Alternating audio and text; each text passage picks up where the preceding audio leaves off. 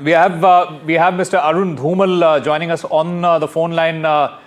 Sir, this is not what we were expecting. We were expecting a happy celebration for the first time winners, and what we are witnessing right now, it is absolutely chaotic.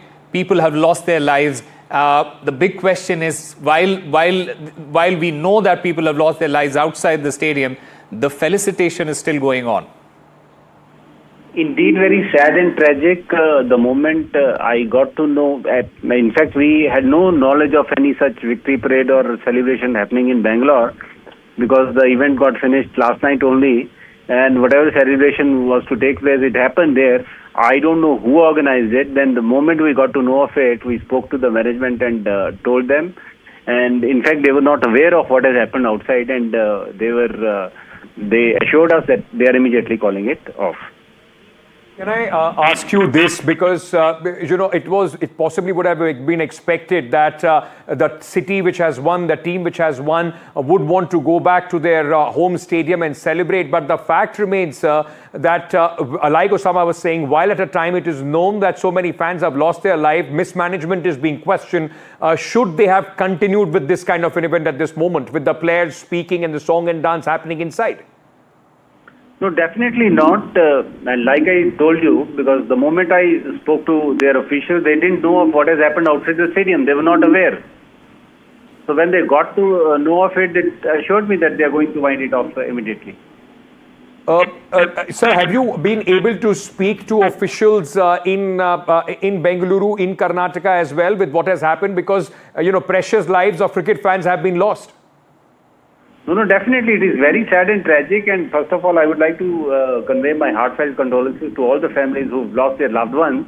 And as soon as I got to know of it, I spoke to RCB officials, and they assured me that they are winding off the event. Do you think, sir, this was put in place in hurry, and that's the reason why they could not anticipate the number of people who came in, and that's the result at this moment, a tragic turn of events? We are not even aware whether somebody had planned this event or these fans came on their own thinking that, they'll be coming with the cup there. So this would be looked into once we get to know of how it was planned, who organized it, and how come such a huge fan crowd came to that stadium. Is there a protocol, sir, that is put in place? Because this is not the first time that IPL is happening. Of course, it's been 18 years. And after the victory, is there a protocol? Does the body of IPL need to be informed by the authorities if there is some celebration planned, the victorious team? See, for BCCI, IPL ended last night. How it has to carry it forward is by the respective franchise. This has never happened in the past. So this is, I would say, the lessons learned, and whatever we need to take care in the future, we'll definitely take a note of it and see to it. But when you have all the bigwigs of the state government being there, I'm sure all the protocols would have been there. Mr. Dhumal, do you feel that there was a sense of hurry from the government in order to get some political mileage out of this event? Not want to comment on that.